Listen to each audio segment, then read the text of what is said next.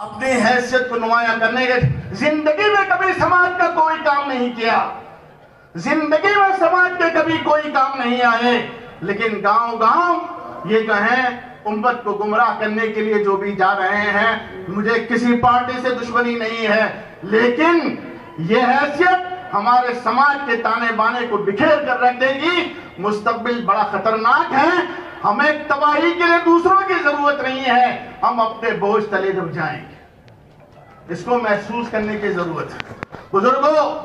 اور یہ میں اس لیے کہہ رہا ہوں کہ جو قرآن کی میں نے پہلے آیت تلاوت کی اس کا ترجمہ کرتا چلوں، اور یہ تلاوت جو کی ہے قرآن وہ اسی معنی کی دلالت کر رہی ہے۔ جو لوگ جھاگ ہوتے ہیں، اما الزبد فیذهب جفاحا، جھاگ ہوتے ہیں وہ سوکھ کر ختم ہو جاتے ہیں۔ آپ نے دیکھا ہوگا کہ سیلاب میں جو جھاگ آتے ہیں، یا آپ صرف یا ڈٹرجنٹ یا پاؤڈر ڈال کر جب کپڑے کے لیے بھگوتے ہو تو اس پر جھاگ آتے ہیں، لیکن جھاگ کی کوئی حیثیت نہیں، وہ ختم ہو جاتے ہیں۔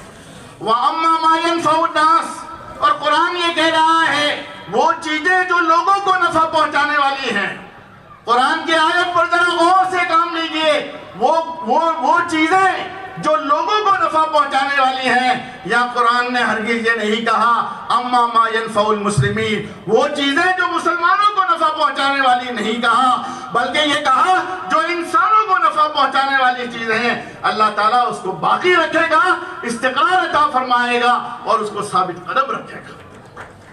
اس لیے میں آپ سے پھر یہ کہنا چاہتا ہوں، یہی وہ سوچ، یہی وہ جذباتیت نے جو ہے ملک کو نقصان پہنچایا ہے۔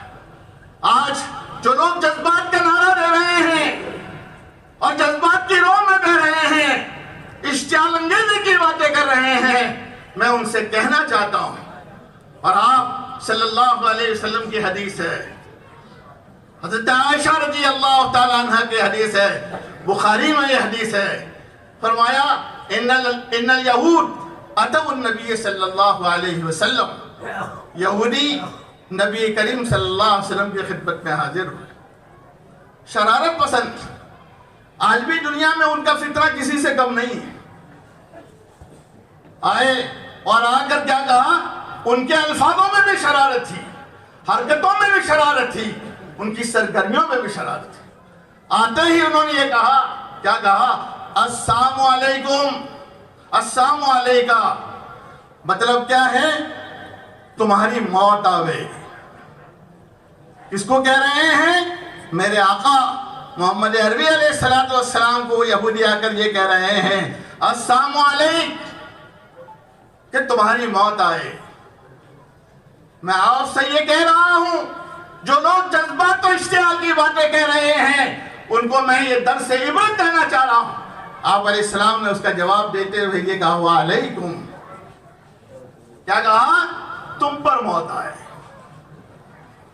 بس یہ بات ختم ہو گئی، لیکن حضرت عائشہ برداشت نہ کر سکی، اور شاید میں اور آپ ہوتے تب بھی برداشت نہیں کر سکتے، برداشت نہ کر سکی، اور کہا، وعلیکم السلام وَلَعَنَكُمُ اللَّهُ وَغَضِبَ عَلَيْكُمْ، تم پر موت آوے، تم پر اللہ کی لعنت ہو اور تم پر اللہ کا غصہ ہو۔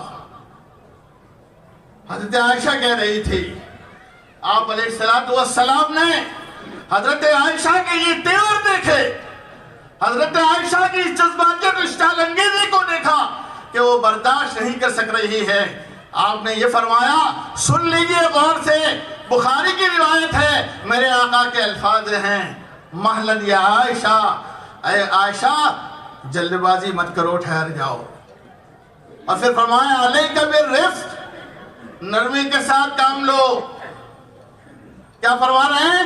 علیک بالرفق، نرمی کے ساتھ کام لو، ایاک والعنف والفحش، تشدد و زیادتی اور فحش کلامی سے بچو، تشدد، زیادتی اور فحش کلامی سے بچو۔ عائشہ کہنے لگی، اللہ کے رسول آپ نے سنا نہیں، انہوں نے کیا کہا؟ آپ نے کہا میں نے سنا ہے، لیکن پھر فرمایا آپ نے، یا عائشہ لا تکونی فاحشتاً، اے عائشہ لچر بات مت کرو، ان اللہ لا يحب الفحش والتفحش، اللہ تعالیٰ فحش بات کہنے کو اور بیوار رہیں آپس میں اس طرح کی لچر باتیں کرنے کو اللہ تعالیٰ پسند نہیں فرماتا۔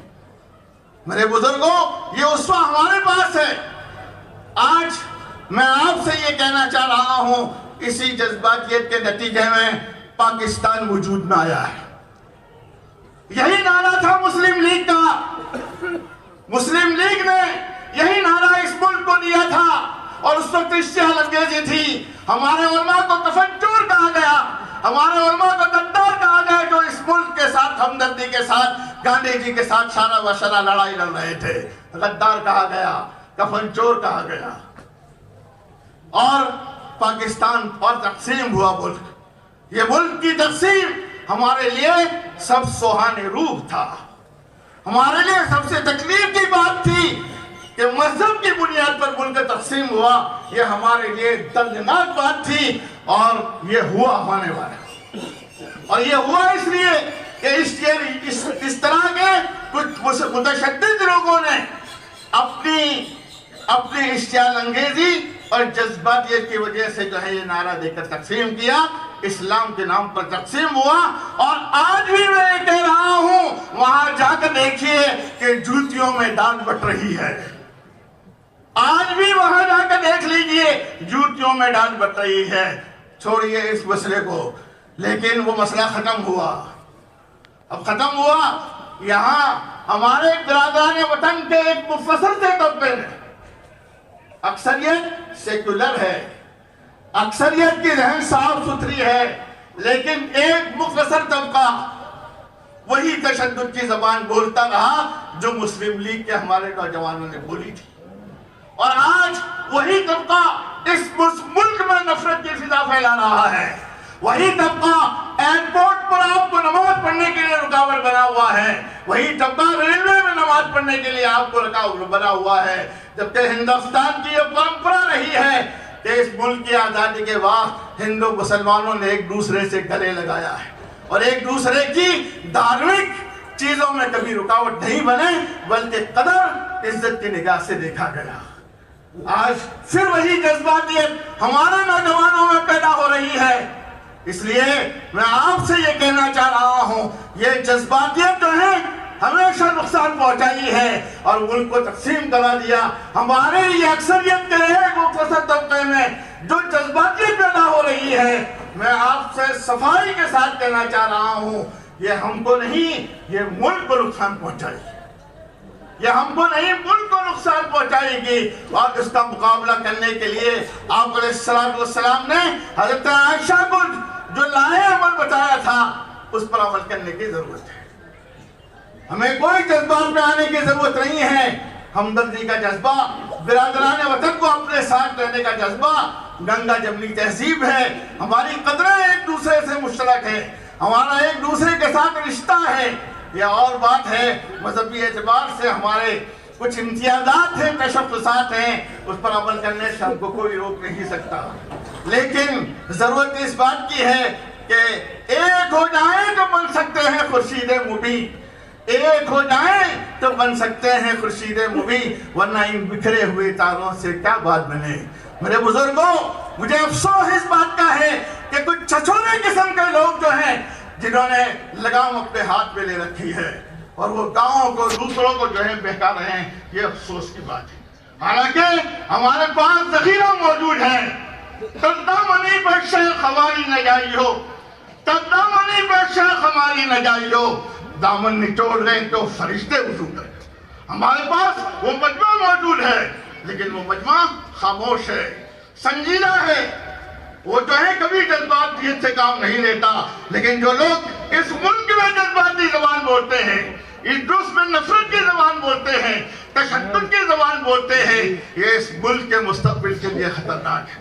اس لیے میں زیادہ بات نہ کہتے ہوئے، ہمارے نوجوان ساتھیوں نے یہ بات صراحت کے ساتھ کہہ دی ہے، یہ بات کہہ کر اپنی بات ختم کروں گا۔ ہوس نے ٹکڑے ٹکڑے کر دیا نوع انسان کو، ہوس نے ٹکڑے ٹکڑے کر دیا نوع انسان کو، اخوت کی زباں ہو جا، اخوت کی زباں ہو جا، اور محبت کا بیان ہو جا۔ اگر یہ ہوگا نفرت کے بیج جنہوں نے بوئے ہیں، جنہوں نے کانٹے بوئے ہیں، ان پر ببول آئے، ببول، وہ کانٹے انہی کے دامن کے پر چبھیں گے۔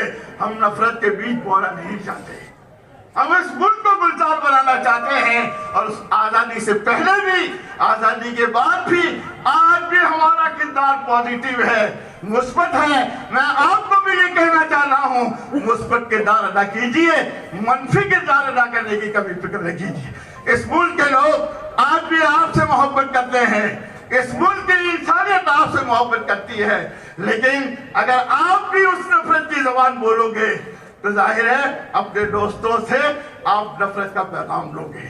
اور میرے آقا آخری آیت تلاوت کر کر بات ختم کروں گا۔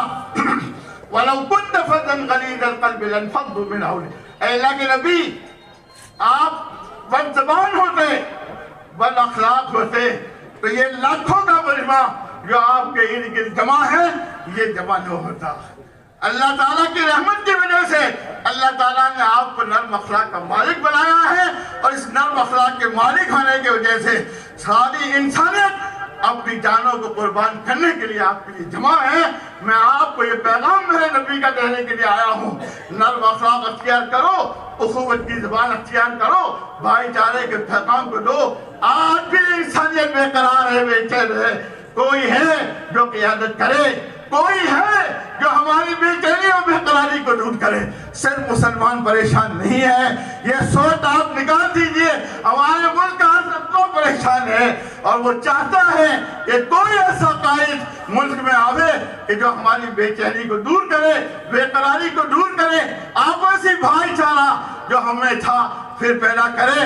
میں اس لیے آپ کو کہنے آیا ہوں کہ ہمارے بھائی چارے کو باقی رکھیے، اپنی بھائی چارے کو قوت دیجیے۔ یہ بات کہہ کر میں اپنی اجازت چاہوں گا۔ وآخر دعوانا الحمدللہ رب العالمین۔